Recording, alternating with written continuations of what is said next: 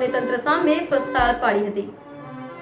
સુરતના હજીરા વિસ્તારમાં બિસ્માર રસ્તાને લઈ ઈચ્છાપોર 4 રસ્તા ખાતે હજીરાવાસીઓ ભેગા થયા હતા અને જણાવ્યું હતું કે રોડ રસ્તાની સમસ્યાઓ અંગે વારંવાર રજૂઆત કરવામાં આવી, તેમ છતાં આજ દિન સુધી સમસ્યાનું નિરાકરણ કરવામાં આવ્યું નથી, જેના કારણે સમગ્ર હજીરા કાંઠા વિસ્તારના લોકો આ સમસ્યાથી પરેશાન છે। આ વિસ્તારના 100થી વધુ સ્થાનિક લોકોએ વિરોધ પ્રદર્શન કર્યું હતું। હાથમાં વિવિધ પ્રકારના પોસ્ટરો લઈ વિરોધ પ્રદર્શન કરાયું હતું। ચૂંટાયેલા પ્રતિનિધિઓ અને સરકારી અધિકારીઓને જાગૃત કરવા માટે આ વિરોધ પ્રદર્શન કરાયું હતું।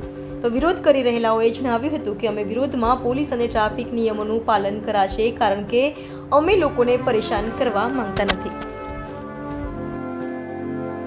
પ્રમુખ શ્રી હજીરા કાંઠા મંત્રી, કઈ રીતનો વિરોધ છે અને શું માંગણી?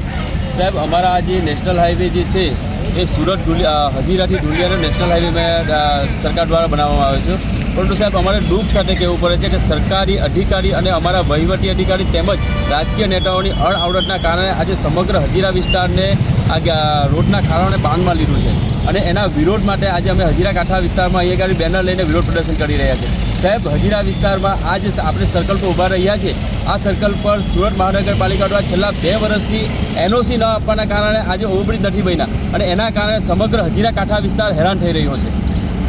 માંગણી શું આગળ? જો સુરત મહાનગરપાલિકા દ્વારા ટૂંક સમયમાં NOC આપવામાં ન આવશે અને અમારા રોડનું શોર્ટ ટાઈમમાં બાંધકામ ચાલુ ન થશે તો અમે ઉગ્ર આંદોલન છેડીશું અને જરૂર પડશે તો અમે રસ્તા રોકો આંદોલન પણ કરીશું।